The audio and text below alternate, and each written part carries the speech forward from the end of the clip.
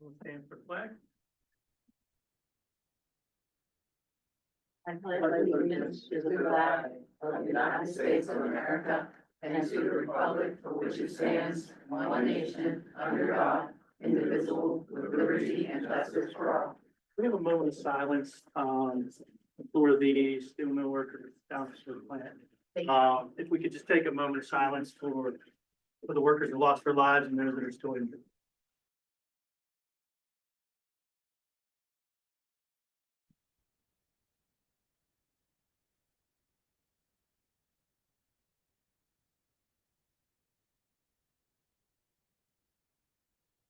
Thank you. Yes. Sorry to hear that. All right, roll call. Tamara Allen Thomas. Present. Laura Arthro. Here. Mike Belmont. Here. Danica Griffin. Here. Karen Lyons. Here. Sarah Rosuski. Here. Darnika Reed. Here. Melanie Timbers. Here. Terry Lawson. Out there. Sign her in when she comes in.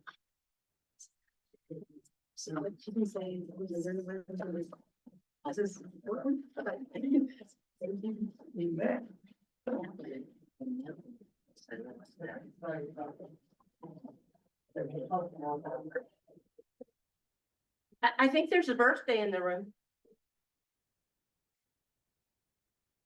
That would be that man in the middle of the room trying to know a happy birthday, Mr. Brennan.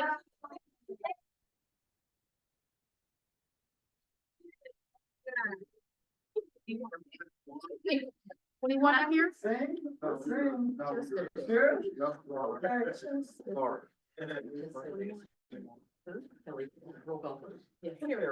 Terry's birthday is tomorrow. I'm gonna get back. Because all the good people like Mike and me and Karen, we all have our birthday in the summer. So happy birthday, Madam President. Thank you very much. I'm sorry. Here. If you could pull that up. Yep, got it. You got it? Yes, sir. We shared it.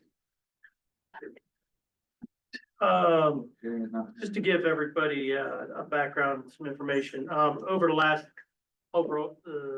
every week. But we were meeting bi-weekly regarding the Edgewood renovation project. Our last walkthrough on Friday, we still had some concerns about the status of the project. Let's see if I can pull mine. The team met on Monday, notified the board on Monday night, notified staff on Tuesday, and I wanted to be able to make the public announcement tonight that we are gonna have to delay Edgewood. Is it coming up? Yes, sir. I don't know where mine, because I can't, I have to download it. I can't read that for her. Hold on, let me see if I can pull it on mine. Hey, let me put on my glasses. It's not coming You up. might be in the middle of the room, so you can see. I might need to. So we met, staff, administration, technology, or, facilities and so on. To try to come up with a plan, just to make sure the kids and staff, when they come in there, they're safe. Everything's good to go. It's coming along well. I think you'll like the classrooms, the brightness, it's an updated building. It's just those, like any other construction project. I've been through 4 construction projects in 27 years. Every single one has never finished on time, unfortunately. It's kind of the way it works, you know, well.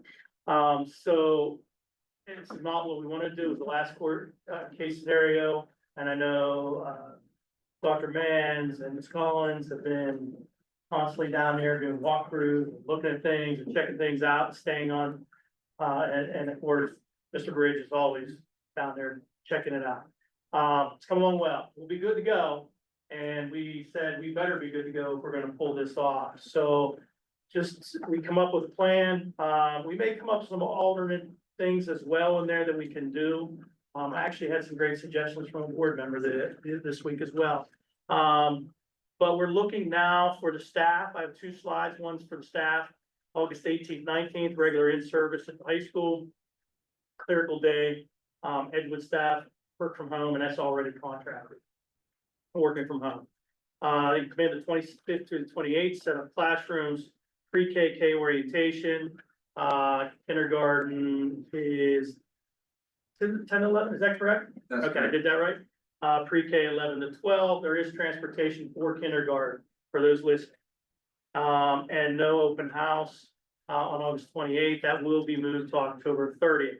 We do know some lockers that won't be in until, October 2nd. And we also know the auditorium, seating, that'll be in September, is that right? Auditorium looks phenomenal. Phenomenal, it really looks nice. So then the half-day clerical day again, first day is for all students to be on September 2nd.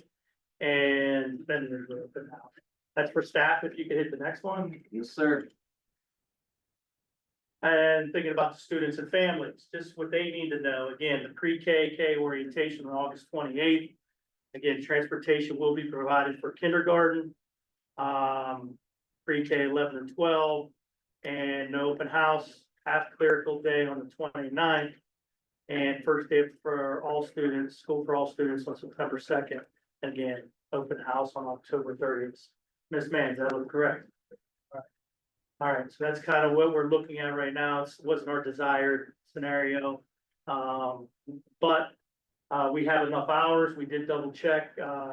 We do have enough hours, more than enough hours, for elementary school. We're slated for 900, elementary is 900 hours, high school 990, but we're way beyond. So we'll be fine. 1,035 built in, yes, sir. 1,035. So we have plenty of school hours to ensure we meet PD regulations. But I wanted to at least put that out there tonight. The plan was put that out there tonight, and then tomorrow, make sure that we get the robocalls, the emails, the social media, all of that set up. And that's the order. The reason why I like transparent, I do like transparency. People say it, but I at least want you to know why we went that route and how it got to this point tonight. I don't know if anybody had any questions from. So I don't have a question. I just wanted to acknowledge that the hard work that you have put in to, like, you had to come into a very confusing and frustrating situation of not having any plans to work from. And also to Danny Bridge, thank you so much for steering this as you can without any direction from us up here. So I want to make sure that that this board can understand what happens when there are rushed decisions that are big changes for our school district. This is an unintended consequence that now is a school that won't be able to open for 2 weeks. And that's gonna be a burden on families. And that's a burden on us. And that is completely because we did not take the time to plan it thoroughly, to make sure all stakeholders were involved, make sure we had all the public input. So thank you so much. It's gonna be an absolutely amazing building and I can't wait to see it. So thank you for taking it and running with it and it's gonna be awesome. Thank you very much. Thank you. Appreciate the comments. And we're gonna drive on. We can adapt and overcome. We're gonna have to. I just want to add, tell everybody, tell your parents, tell other parents, let people know. So we don't have confusion. And we'll make sure that we get that out as well. Put this on the news as well? Yeah. Yes. So for elementary news. So we'll make sure the news has it as well. Just wanted to make those announcements. Also, I just want to thank the principal teams and the executive teams as well. We did have a really good retreat last week. Preferably, I like to do those the end of June, July, so there's time to react. But I want to thank the Braddock Museum, which is in our community. If you haven't been there, please go. They hosted us for a day and a half, did some leadership activities with our teams, and some great questions, actually thoughtful questions. And then also the Carnegie Museum in Braddock hosted us in the afternoon because they had a bigger room to bring all of the whole executive team and the principal teams together. So I want to thank both of those organizations for allowing us to come into their buildings, utilize their buildings. And we're hoping our kids can do more field trips to the Braddock Museum this year. We really want to utilize that space. And I know they've been putting it out there. It's been us in East Allegheny. So getting clarity. So, but we're gonna talk about the AIU, because I want to be able to promote the great things in our community to get people to start coming into our communities, and that they're two great resources. So I want to thank the teams. One thing I loved about all the themes, with the principals and the teams all presented, it was all about accountability. And it was great to hear it from them, and it's not me, they're telling me that. So that was a great theme. And Mr. Greenidge and Dr. Mans came up with, what was your slogan? Excellence through accountability. Excellence through accountability. I really love that. So, and that's important. And making sure that I was always I love legacy, make sure we leave an important legacy in this community, in this district. So thank all of them, thank the organizations, and that's all I have right now. Move on to our student representative, Sabrina Bender. She started. She starts next month. Okay, I was not Yeah, you're aware of good. that. She was on the agenda. I thought she. Yeah, no, I was not aware that she wasn't starting. I got her name. They gave me the names, but they didn't have. Sorry about that. Sorry, it's fine. We do have, her bio, though, Dr. Mann just handed me that, if everybody wants to Great. see that, take one, pass one down. Yay, so we know who we're expecting. Right, Dr. Mans and Mr. Greenidge are gonna present her next month. And we'll talk. so we have no presentations this evening. Registered speakers. Brandon Jennings, Swissville. Yes. Good evening. If you'd be so kind as to introduce yourself, give your address, please. Yes, hi, my name is Brandon Jennings. I'm president of Swissvale, also here at my lovely wife. We're at 7553 Roslyn Street. I just wanted to address an issue that's been an ongoing thing since earlier this year regarding our tax bill that we got for the reassessment that was done last year. Now, we actually didn't receive the bill at all, and only discovered that there was a bill when we got the collections notice. So that was our first notice. After extensive investigations on my part, the tax office in Swissvale actually failed to give us the bill altogether. And so I had spoke with the borough manager. So we, out of, fear of penalties or something happening as far as like liens go, we did pay the tax bill in full plus the penalties.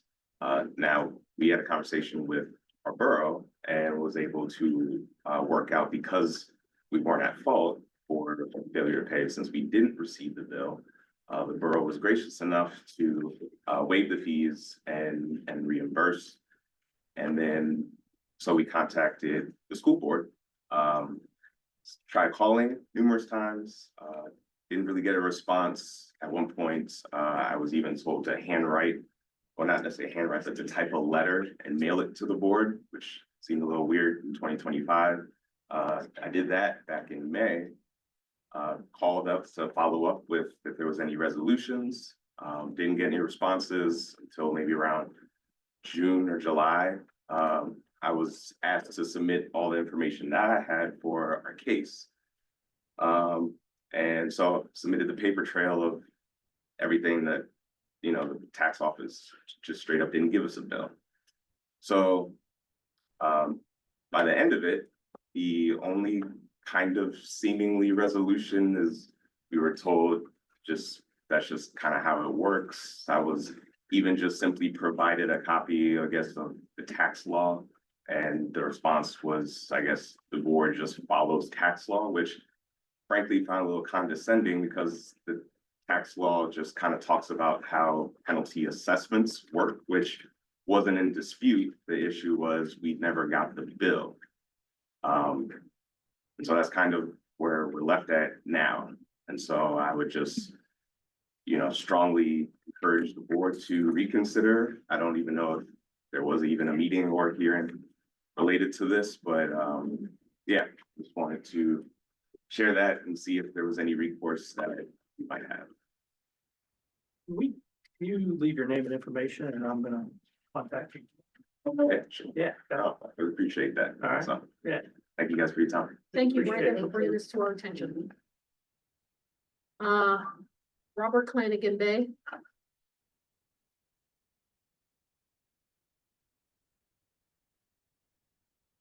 Good evening, everyone. Robert Flanagan, Braddock. July 15, 2022, Assistant to the Superintendent of Curriculum and Instruction, Assistant to the Superintendent Administrative Services, Assistant to Superintendent of Human Resources. These were three positions established back in July 15, 2022, when I was on the board. When these positions were created, I was on the board and voted against them, was against them being created before they even came up for a vote. Mainly because it was not the right time. Back then, all we needed was one assistant superintendent. Instead, we ended up with 3 assistant to the superintendent positions. The personnel director could have stayed the personnel director, director of administrative services could have stayed the director of administrative services, and the curriculum director could have stayed the curriculum director. I didn't have a problem with the personnel director, but there are issues since becoming assistant to the superintendent to be talked about later at a later time. The director of administrative services, I have yet to know the intricacies of that position to comment on how the quality of work have been. However, there should never have been a promotion for director of curriculum to assistant superintendent of curriculum. I challenge the board to have an outside entity examine Woodland Hills curriculum, find improvement during Mr. Wilson's tenure with Woodland Hills in student performance or teachers having confidence in the curriculum, let alone in the director of curriculum, as director of curriculum. No progress was made as assistant to the superintendent. Let's not forget the number of requests by board member, referring to myself, to infuse African-American history into the curriculum K through 12. We have over 80% African-American students in the Woodland Hills School District. Now, Mr. Wilson has accepted an assistant superintendent position in public schools. I saw the posting.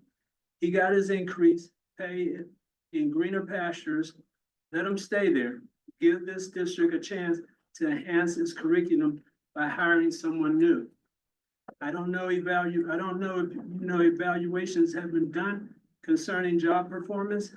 This board needs to keep in mind that none of these promotions since Castagna has evaluations, since before Castagna has had evaluations before being considered for promotion.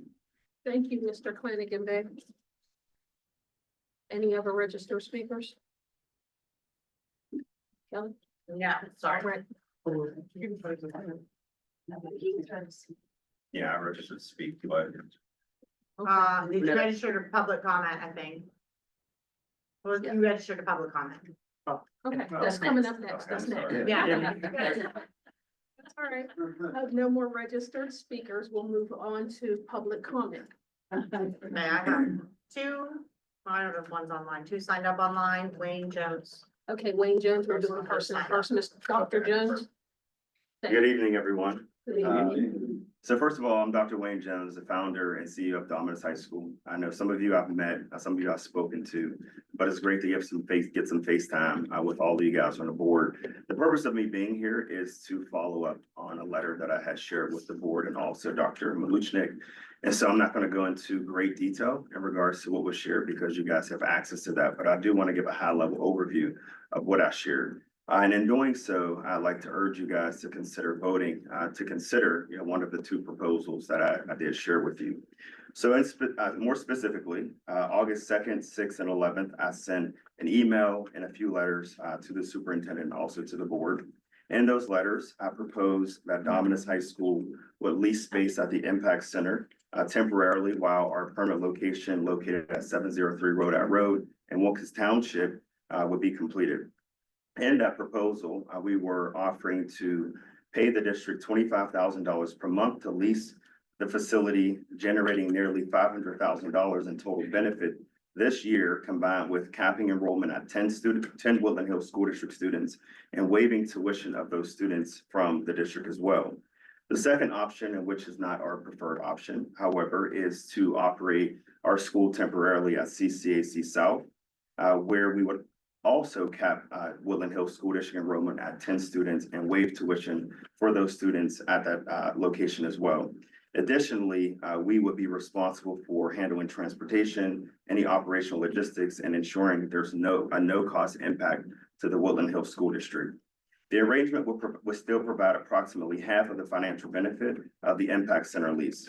In short, both options are designed to protect the district's budget while allowing Dominus to serve students safely during construction. For context, I know according to Woodland Hills School District's fiscal year general fund budget, you have budgeted for total expenditures at $117.6 million and total estimated revenues at $115.6 million, projecting a deficit of over $2 million. Either option offers relief without reducing services to Woodland Hills students. We're now just 3 weeks away from our planned September 2nd opening, and unfortunately, time is running short. If neither of these options is approved, we'll be unfortunately forced to inform over 100 students and families that they're going to have to find a new school this school year. I respectfully urge the board, given your deep commitment to the success and well-being of the youth, to keep students' needs at the center of your decision-making. This proposal not only benefits the district financially, but also prevents disruption for families who are counting on us.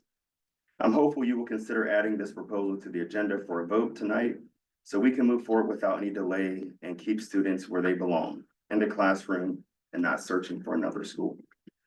I want to say thank you for your consideration. I appreciate, what you guys do for the Woodland Hills community.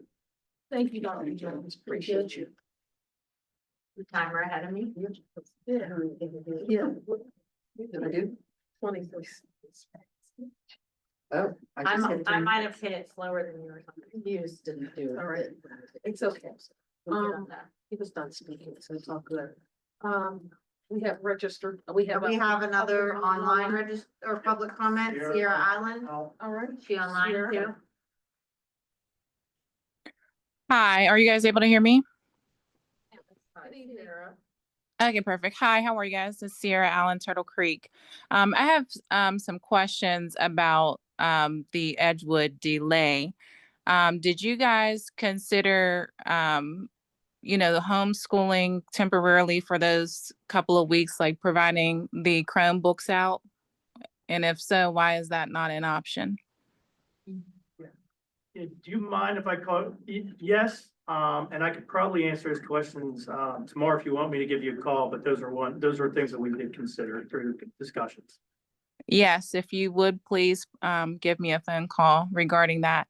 And then also, if we can discuss if for some reason, because it is construction, I know these things are unforeseen. If for some reason it is not going to go through for September 2nd, if you guys have a contingency plan in place, or is that something that you guys still need to work through? No, we're good for September 2nd. We clarified with facilities director, with the contractor. It's just those last little pieces of cleanup. We want to make sure there's no dust, dirt, kids are safe, staff is safe. We will be good September 2nd.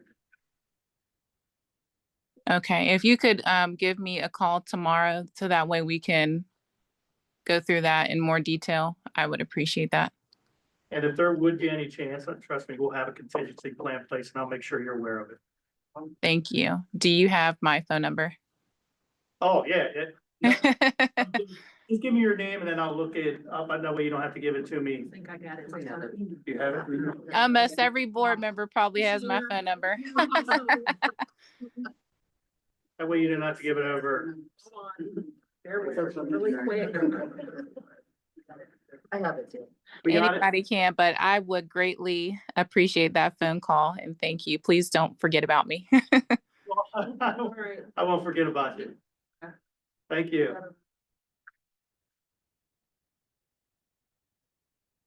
We have another online public comment.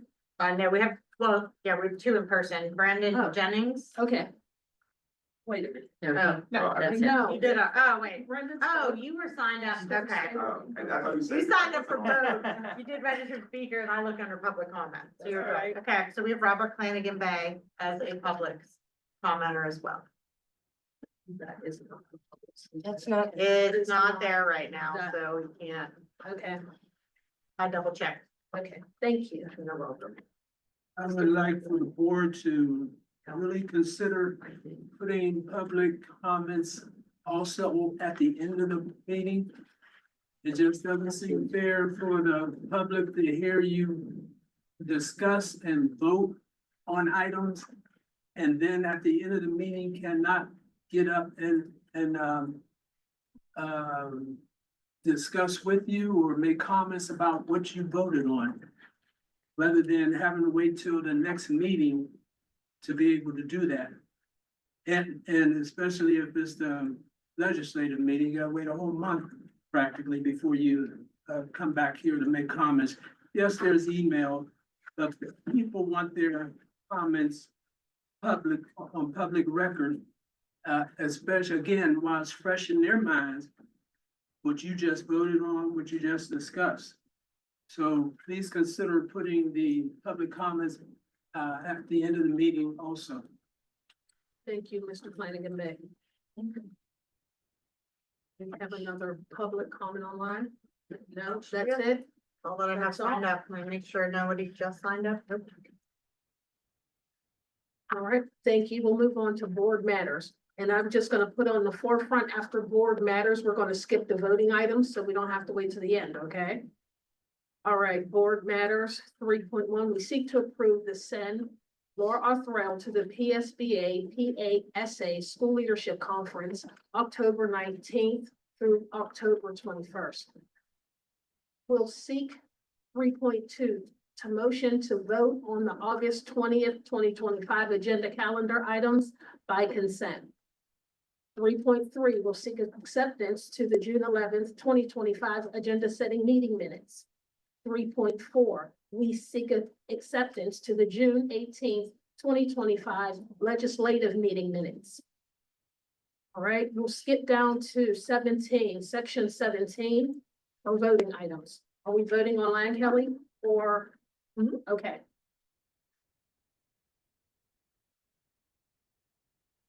It's under the superintendent's tab. We seek a motion to create positions of Assistant Superintendent of Academics and Operations and Assistant Superintendent of Pupil Personnel and Online Learning. So moved. Second. Any questions? I'd like to make a comment, please. Um, What I'd like to add is, we hired Dr. Malushnik. Inherent in that hiring is level of confidence that his decisions and what he sees, his vision, we're gonna support that. Dr. Malushnik has gone through the reasons for this. I'd like to see a vote in support of this tonight. Thank you. You're welcome. Thank you, and I definitely respect our superintendent and the decisions that, he brings forth with his why. I do think it is prudent of our board to make sure that we have all information, that we make informed decisions. I am gonna ask that we table this so that we can talk more about this, and when we look at the details of what this consists of, so that we can fairly evaluate. I don't think it has to be rushed. I think that this is something to discuss. This is what he wants, and I think we do need to talk about it. I just think that instead of trying to rush it for a vote tonight, I would just prefer that we had some more time to dig a little bit deeper so we can make, as Sarah mentioned earlier, we don't want to rush into something. There is no fire right now that we have to have the position filled today.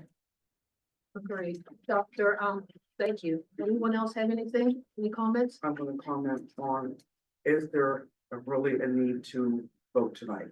Yes, Yes.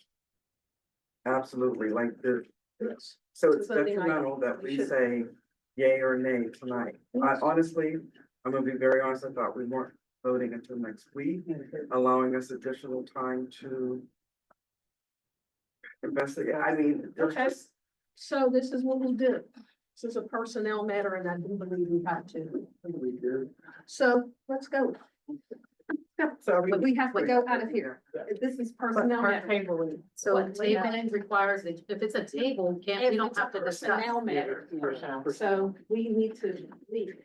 will we be able to get our answers though? That's, Yeah. During this time? Yeah, but what is yeah, the so answer? we need to have a discussion Okay, outside of okay, this round. okay. We can come back and proceed. Okay.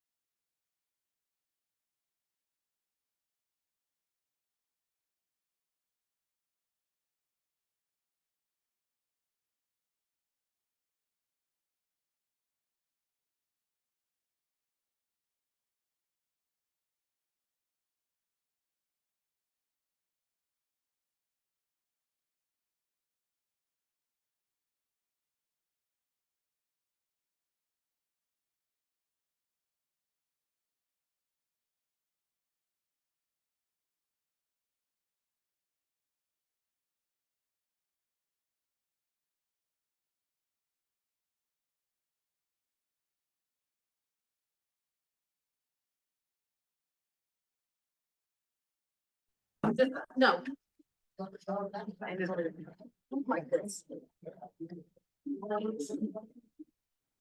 Are you ready, Mom? I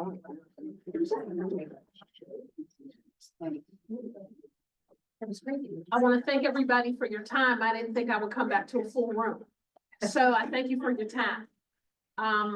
Waiting for one more board member before we resume. So again, I thank you.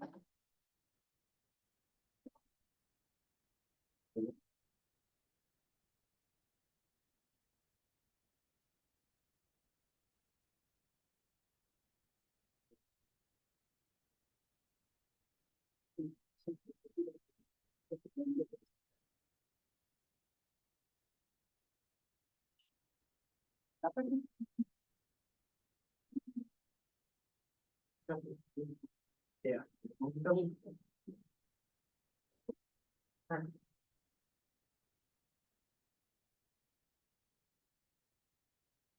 Yeah, we will be able to. Thank you. Thank you. You're best.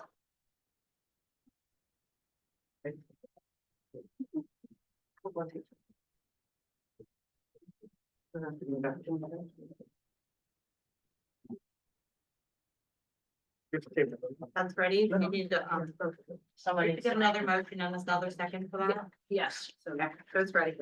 So. Do I have We'll to, do one at a, we could do one at a time because they are separate. okay, do I need to refresh? Yeah, I think. Yes. Okay, everybody refresh, please. Well, you'll see it when I do the electronic. It'll pop up with which motion I'm choosing. Okay, dokie.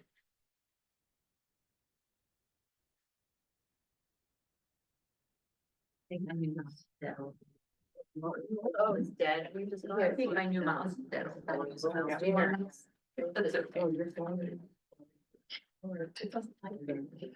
So you can have this one. I don't. That's literally your second mouse, because the first one didn't work, but I tried to one. I sat there. I'm not getting that, Kelly. It's still refreshing, you're still refreshing. I mean, that's sorry. We have to go through, and when you vote, it'll pop up. Like, someone needs to make the motion out loud, then you need to do first and a second, and then I will push the vote, and that's what will be on your screen. Okay, so, we'll do one at a time. Yes. So under 17.1, I make a motion to table 17. I can't read it. I don't think the board president can. And then Tamara already made the motion, Okay, so let's just go with that, somebody so move we need a second. Griffin moves. Okay. Thank you, Griffin. Lion. So when I hit take vote, you should be able to see the correct motion pop up on your screen. it. Okay. All right, so now it should come up with, please seek a motion to table 17.1.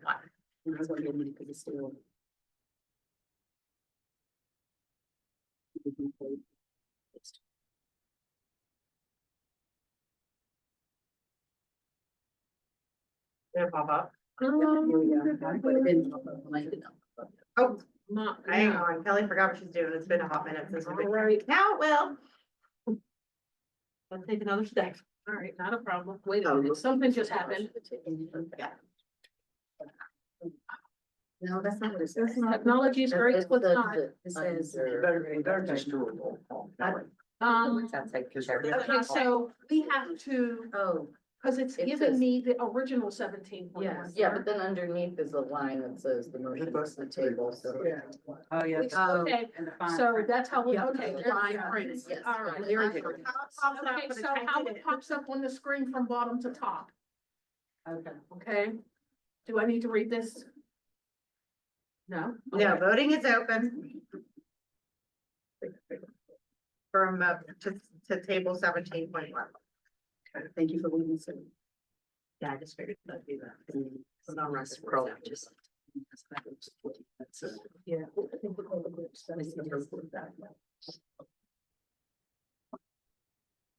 Who's popping up, or do you need me to? My pop-up is the original. So it says. It's underneath. The fine print. And lower. Yes, so then you pick one of those guys.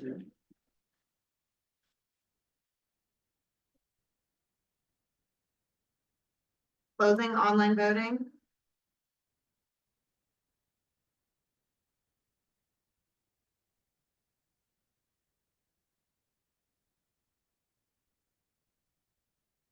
Make that final motion. Motion passes 6-3. You can see on their motion, we seek to motion to table. Not the So we same will, thing. we on will the other revisit that next week. All right, 17-2, we're gonna do it the same way. So we'll see it in a small print in the pop-up where the voting is, from bottom to top. So you say same thing. The other start happening again for 17.2. Somebody's going to have to give me a motion though, because we only motioned 17-1. Okay, so Lions motion, Griffin second. Wait, I mean, sorry, someone's gonna have to motion to table 17-2 as well. okay, Motion to table. You're not allowed. 17-2. Okay, My Karen? motion for table 17. Okay, now I need a first and a second, please. Griffin moves.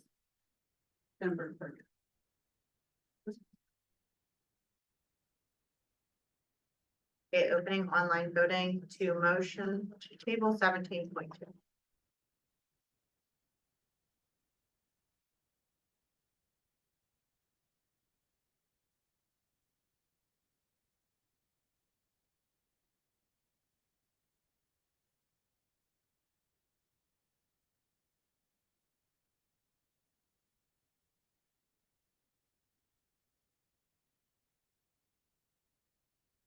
Closing online voting.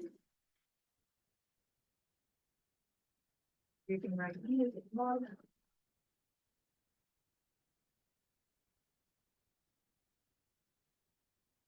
Motion passes 6-3. thank you. Thank you, board members. We're gonna move forward. We're gonna go back to the top to section 4.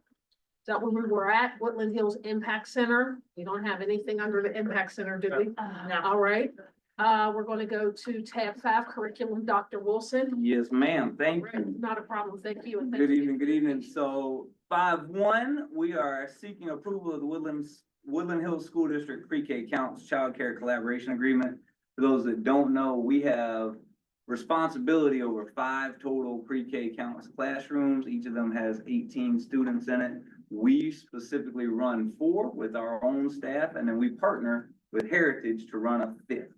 In order to allow them to run a 5th under our name and under our umbrella, we have to have this pre-K counts agreement with them for collaboration.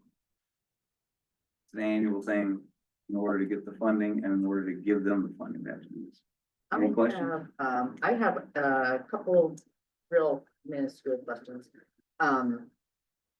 So in section 2D.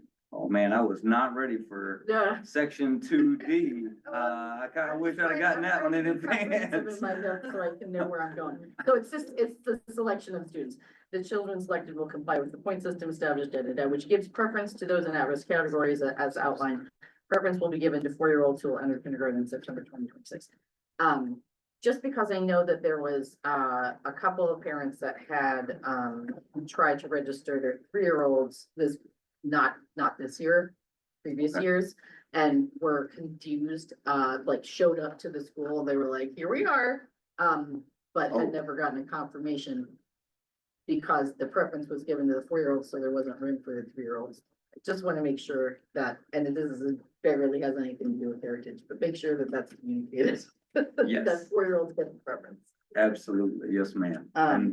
And that is stated in the enrollment paperwork. Okay. And in all of the letters that we send out, yes, ma'am. Okay, I've never looked at it, so I'm sorry, but I didn't know That's that. all right. That is my own ignorance. No worries.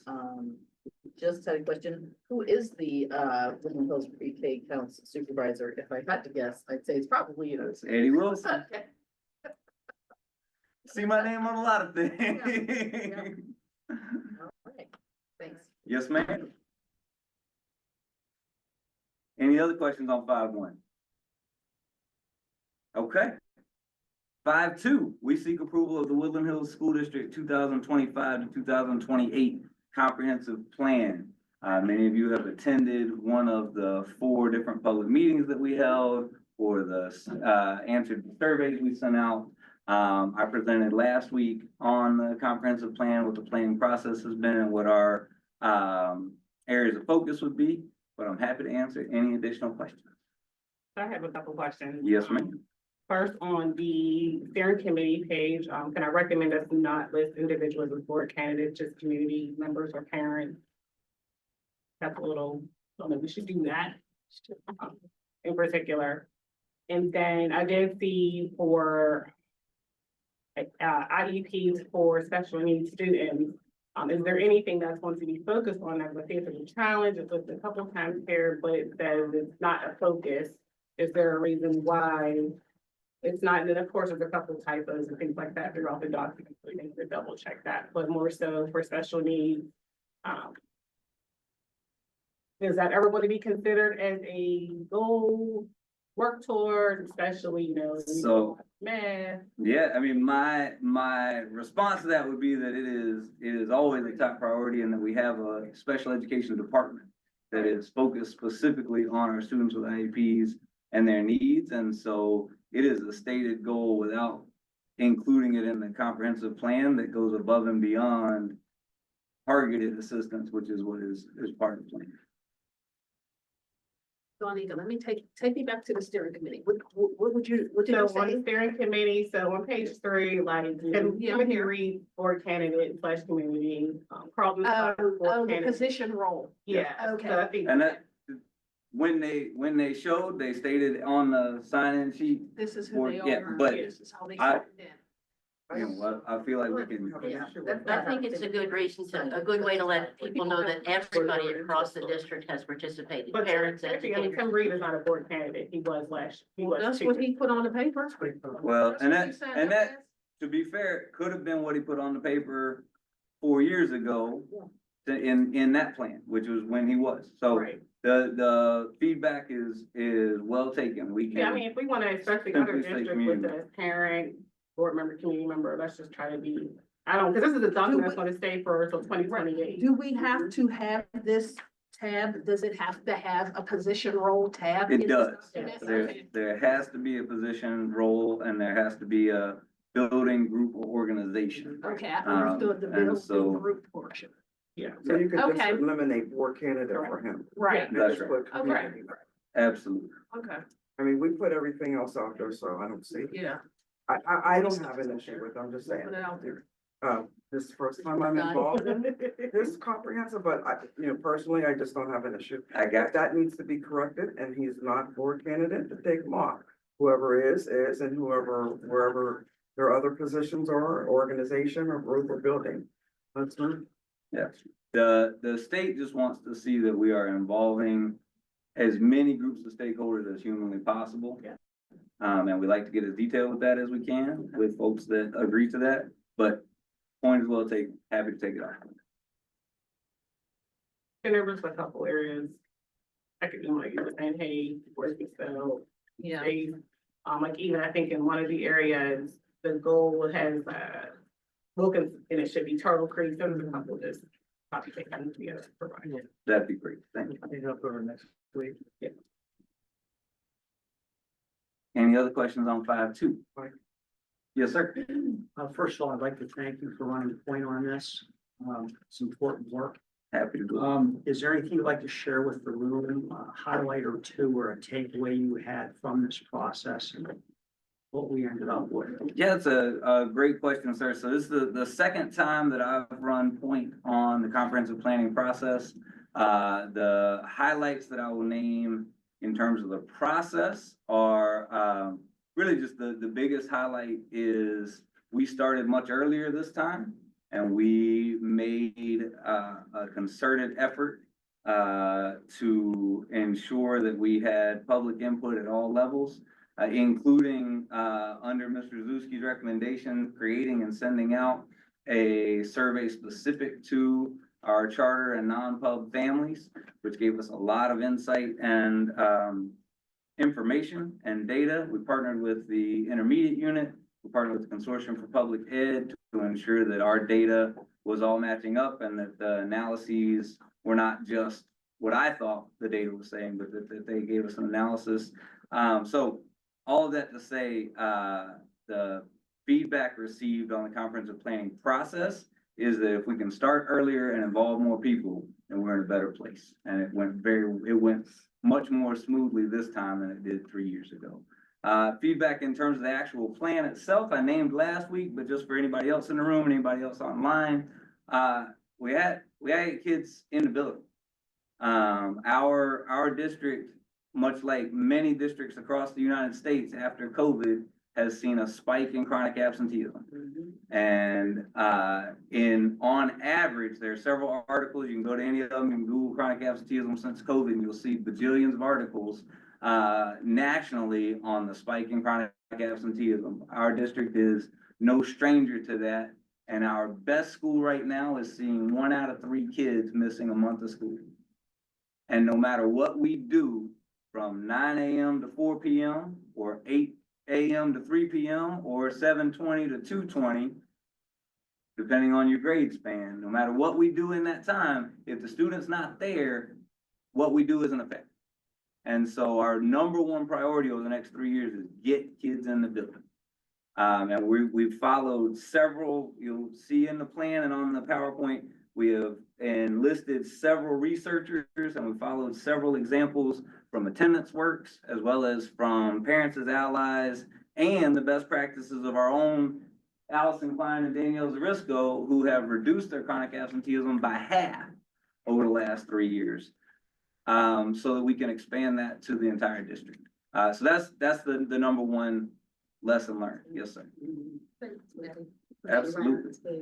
I'm just gonna, I'm gonna say this. I'm just gonna ask that you speak a little bit, just a little bit. A little You gotta bit. go deep into the. I got you. You know I want to talk. Can you speak to the challenge of the overall achievement on our math scores? It's sad.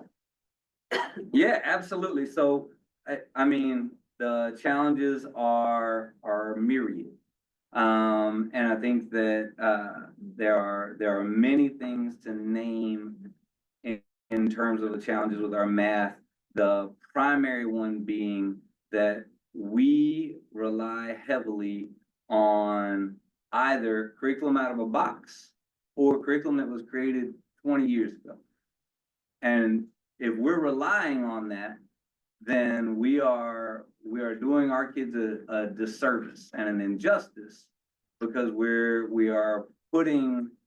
trying to engage them in ways that weren't even engaging 20 years ago, and that may or may not be aligned to the state standards. So one of the things that we're leading, actually Kelly Mann has led a process of this with our ELA curriculum, is aligning what we have in terms of curriculum to what the state standards are, and then taking that information and vertically aligning it K-12 to ensure that we're meeting the standards.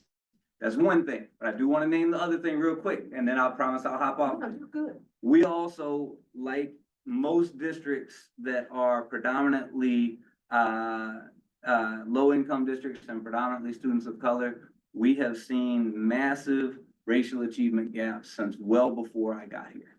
And even though we have made many efforts to try and ensure that our curriculum is culturally responsive, and that our kids see themselves in our curriculum, and that our kids are engaged in our curriculum, it has taken time. It is working, but it's working slowly, to get our educators to understand that that we have to specifically ensure that we're meeting all kids where they are, whether that is a kid that is grade levels behind, or a kid that is from Churchill, or a kid that is from Rankin, or a kid that has an IEP, or a boy or a girl. And we have not done a good job, and neither has any district I've ever worked at.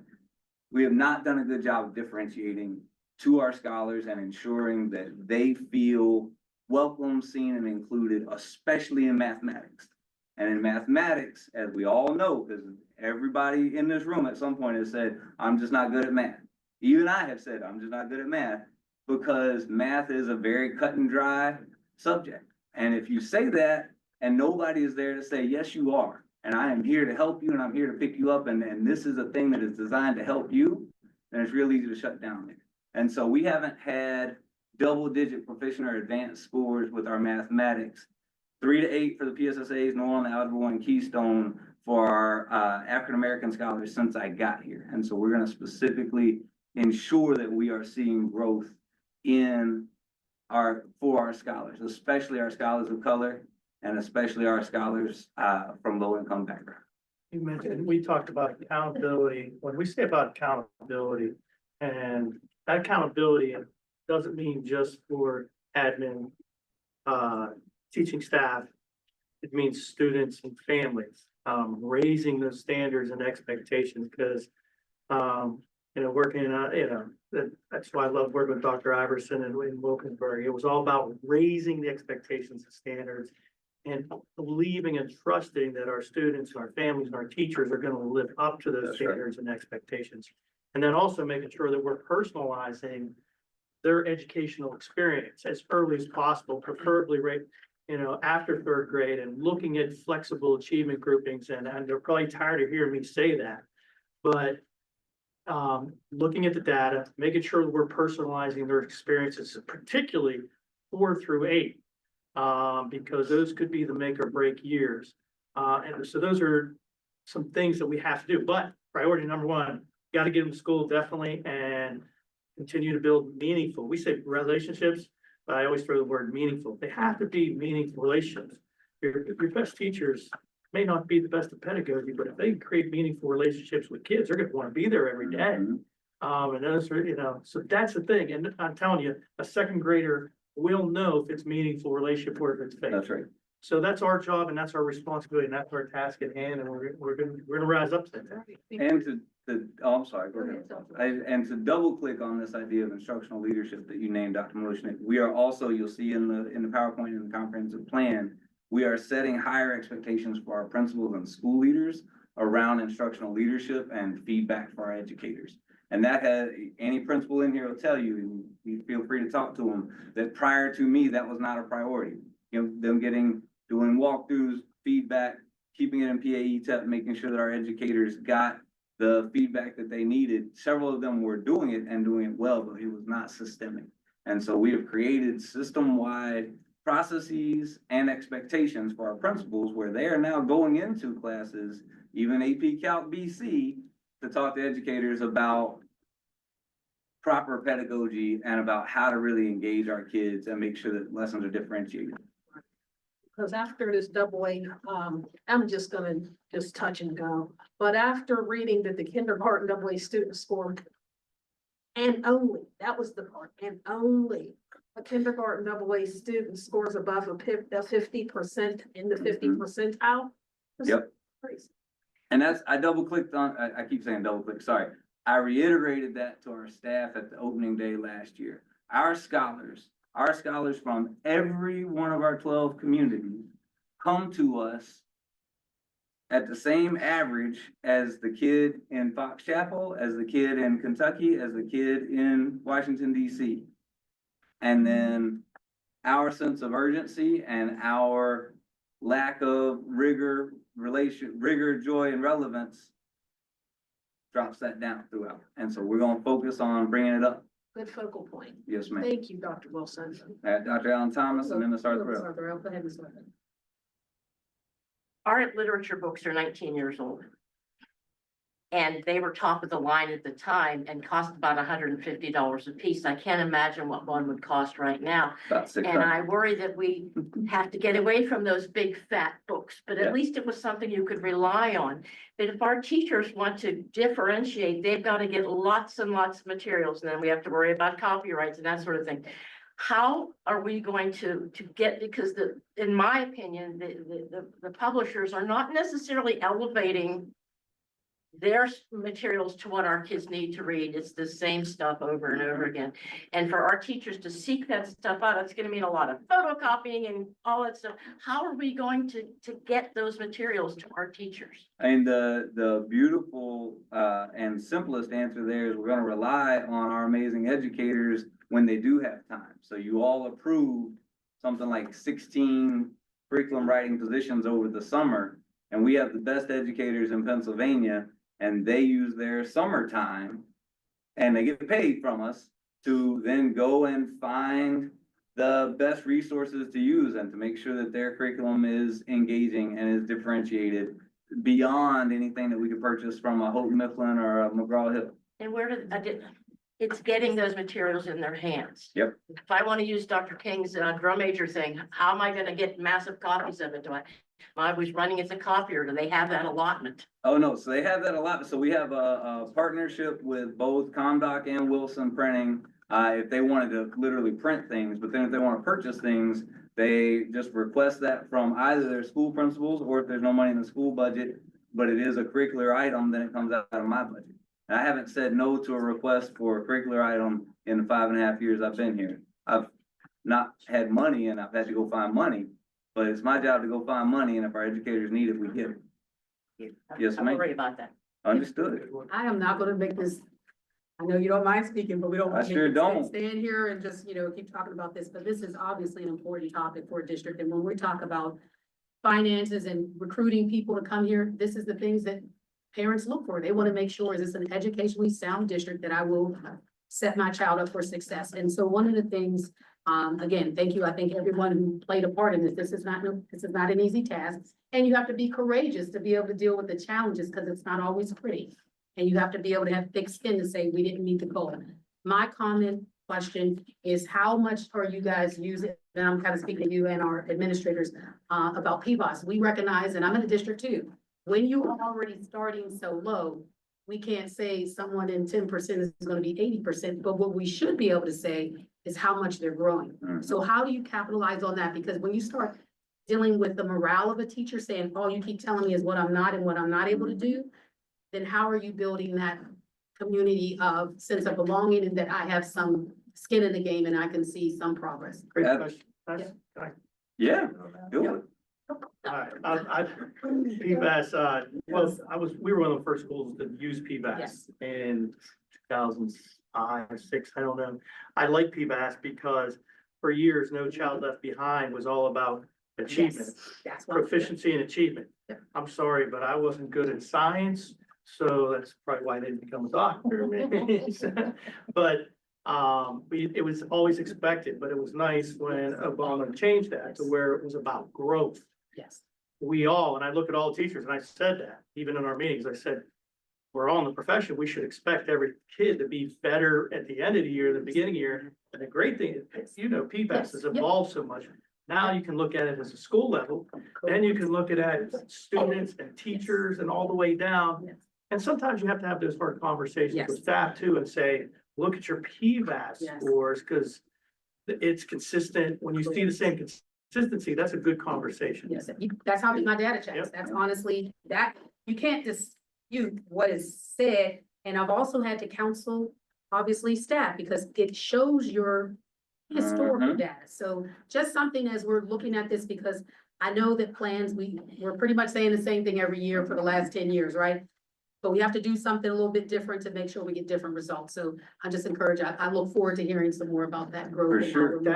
Data. And I that's know it. it's scary. Data is scary, but it's our job to simplify. Not to Dr. Wilson. So I did want to call a quick timeout, and then I'm gonna get real wonky for a half a second, and then I'm gonna remind you that I went to CMU for my first master's, which is the top quantitative school in the nation. But I'm gonna do that last.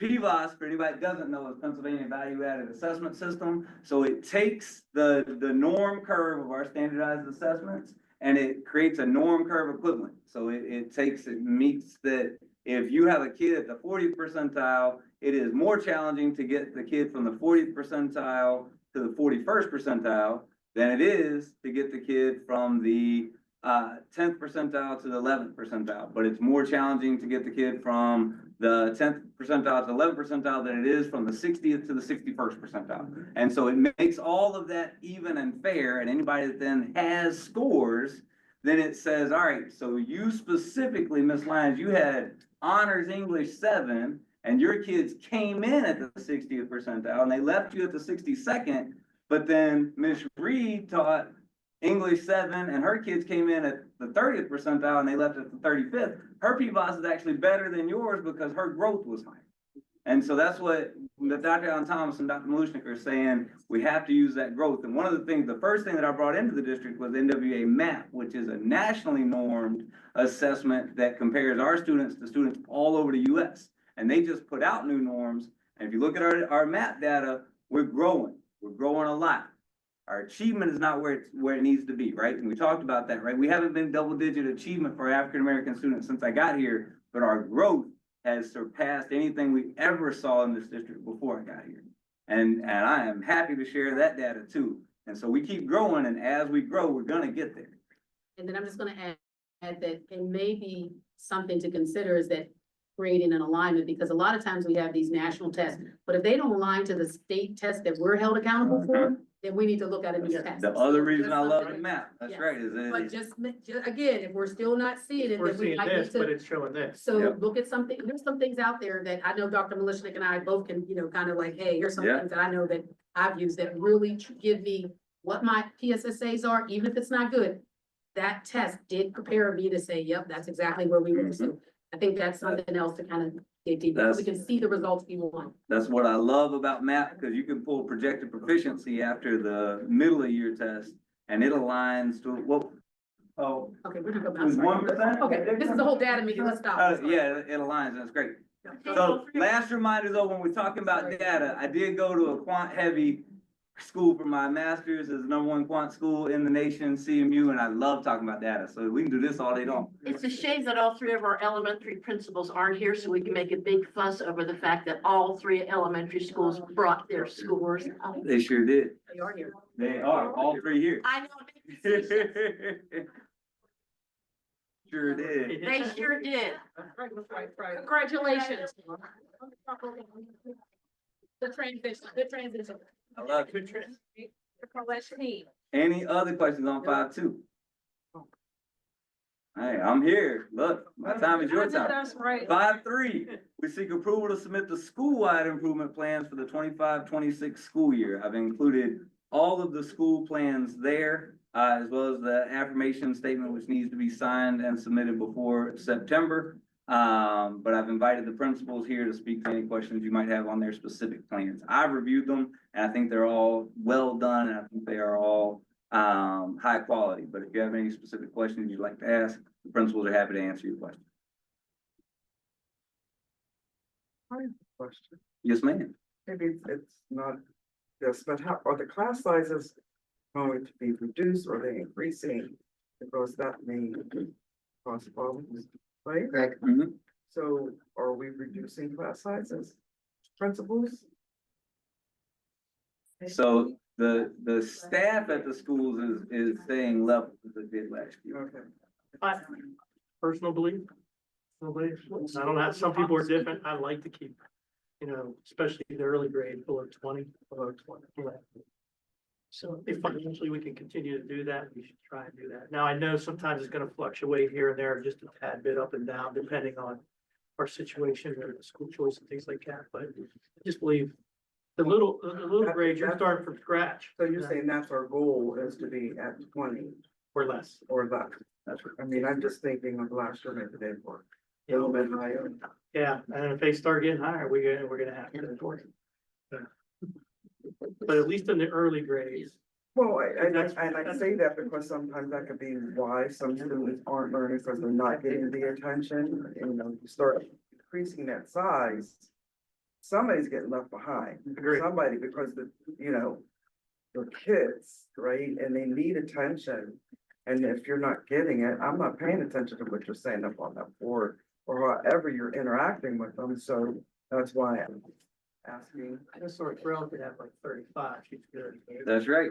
Cause I taught secondary and yeah, she'd be looking at 35 sometimes, but that was the way life was. I had 37 in sixth grade for sure. I agree.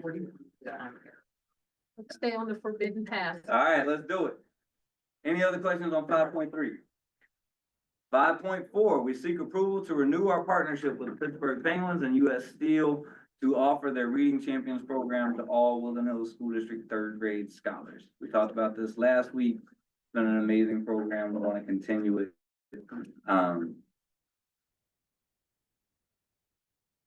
Don't say about you still, but I don't. Understood. Thank you, Dr. Wilson. Yes, ma'am. Appreciate it. Special ed. Miss Leah.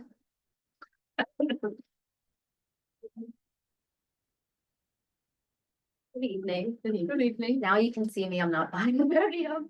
I like this setup better.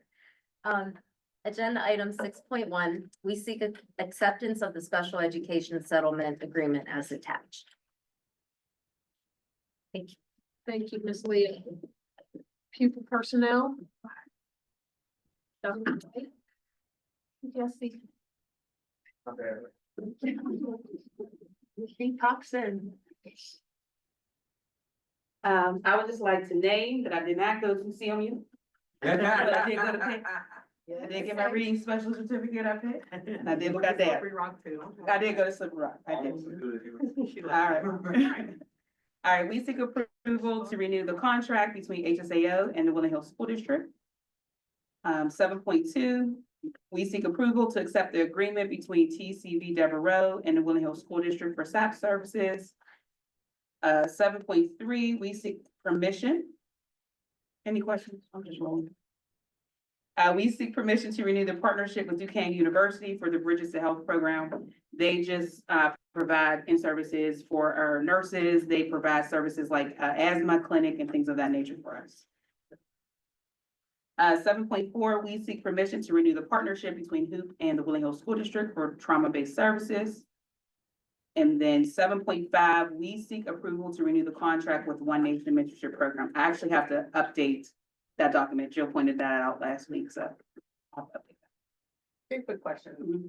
that. So I know last time we talked about who they were going to reduce their fee for services based upon that conversation. So I don't know if that's happened. And then for next week, can we get a report of the students they have serviced for them in One Nation? So we can see the 40 kids, 50 kids, you know, Yes, that kind of metrics. yes. So I provided that, I'll send it, yeah, I provided that. Yeah, I think in May. yeah, in May. So I'll just send that to you. Yes.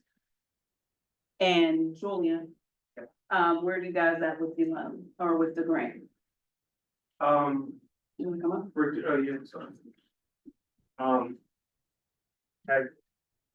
In order to, help offset, the price and stuff, we reached out and we're in the process of getting a grant to help cover, our services, so we can keep doing what we're doing.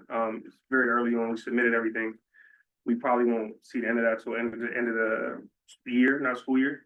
But, we're just gonna get rolling when the school starts and then get that one, get it.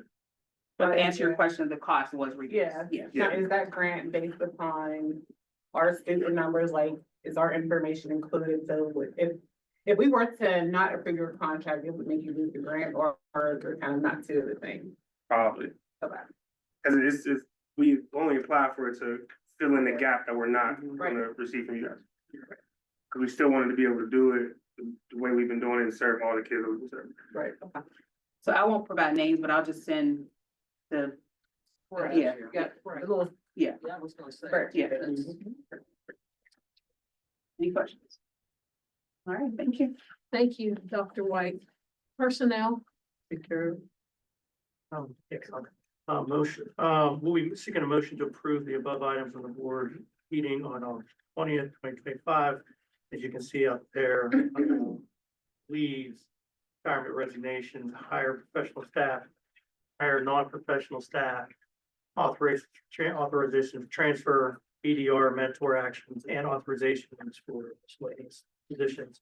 There may be one or two between now and next week because we're still trying to fill some positions that will be included, but it will be on in time to make sure it's in on 24 hours in advance. If nobody has any questions, we're also going to be seeking the approval of an MOU with a support staff employee. And it is recommendation for the administration to do a last chance agreement also next week for support employee. So will those two have the attachments to the executive for next week? Yeah. Yeah, it'll be in the executive. Okay. Down below. Right, just going to skip on down to buildings and grounds, Mr. Bridge.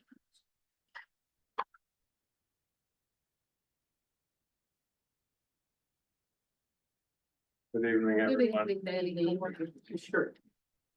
12.1, we seek approval for July, August, facility usage. Thank you. They can't even spend a couple dollars. Look at it. Look at the brand. Don't get them wrong. Thank you, Mr. Bridge. Thank you, Mr. Okay, don't get them confused. Athletics. Agile. You're back. So for athletics, we seek permission for the varsity football team to go to Canton, Ohio to play against Central Catholic for the Hall of Fame. To be a part of the Hall of Fame Football Classic at their stadium on September sixth, Nice. 2025. Yeah. Sweet. Any questions? Hall of Fame, is, offering, a stipend that's gonna cover part of it's gonna cover travel, lodging, and everything they need for game day.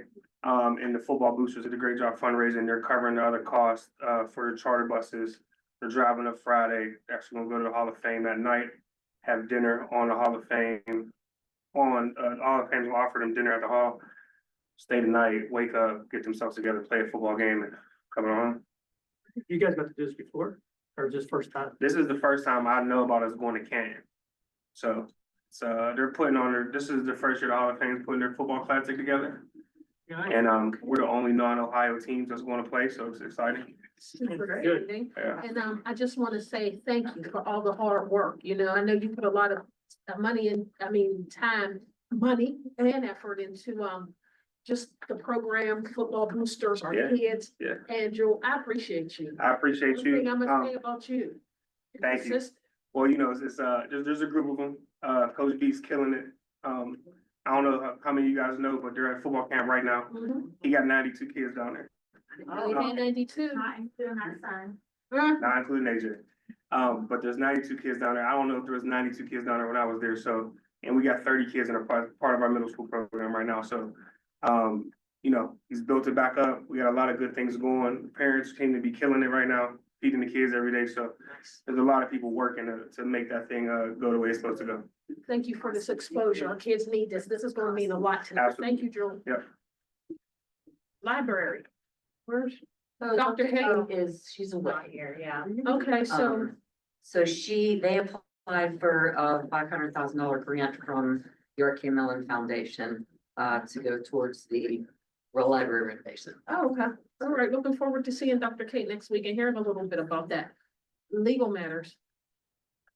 We'll seek an acceptance. Can we handle this one? Yeah. Of a tax settlement for block and lot number 302P200. This is the one that Matt's been working Yeah, on. it's Oh, okay, okay. This is, Corporate this, settlement. okay, this is Yeah. this guy. Okay. We have to All right. consider it, we have to. Quite nice. Just told you all that. School finance. Jill, take it away. Okay, so we're gonna seek acceptance of the May and June fund reports and the student activity reports. They're for informational purposes. You did April's in June and now you're going to do May and June's in August. We seek acceptance of the investment report, same thing. Did April's in June and now you're gonna do May and June's in August. Can't remember what month it was.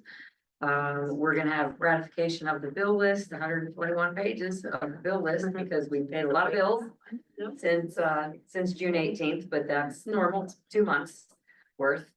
And we seek approval of the June and July P card reports. And the one has not, the PNC bill has not come in the mail yet. Yeah. So it's not on here. All standard stuff. Skipping on down. Old business. Anybody old business? Yes, sir. 2 items, Mr. Flanagan Bay brought up a good point, public comment following registered speaker makes no sense. For years, it was at the end of the meeting, the idea was registered speakers would register to speak on what we're gonna be voting on, to keep a focus on that. A couple of years ago, for whatever reasons, they got bumped up to the beginning. The public comment at the end, like Robert said, you allow people to comment on what's occurred, or they might have an idea that occurred to them during the meeting. It gives us something to think about. So I'd like us to consider moving public comment back to the end of the meeting. You do have to have it at the beginning as well, Okay, well, then do both. just to let you know. Because they have to have the ability to speak before they vote. I Or think then what why he do we was have saying is- registered speakers? Right, I think that's But what he if they was don't saying. register ahead of time, then they don't have the opportunity, so I'm not sure you can get away with that, I'm pretty sure it has to be together.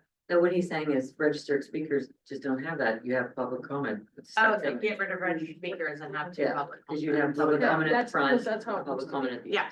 You know, because then Right, you could have public comment on agenda items only, and then you can have and then public comment at the end. Yeah. on anything at the end. Yeah. All right, so we can, Consider that, and then the second thing I'd like us to consider, Ty brought up the PIAA. They've reclassified, they're redoing how schools are classified for the level they compete. What's your classification gonna be? It used to be for every 10 kids that you had going to charter schools, that counted as one against your enrollment. Okay, so those kids typically, they can't compete with our teams, but typically don't. Now the PIA is saying that it's a 1-for-1. So consequently, we're playing against schools that have a lot larger enrollments than us. Julian, if you'd like to speak to this, help yourself. I think they're working. So October 23, we submitted our enrollment numbers, and that year they changed the rule. PIAA changed the rule of counting your enrollment. You count 100% of your charter and online kids that are from your district. That rule was about, kind of policing some schools that use VOTEC kids to decide where they play sports.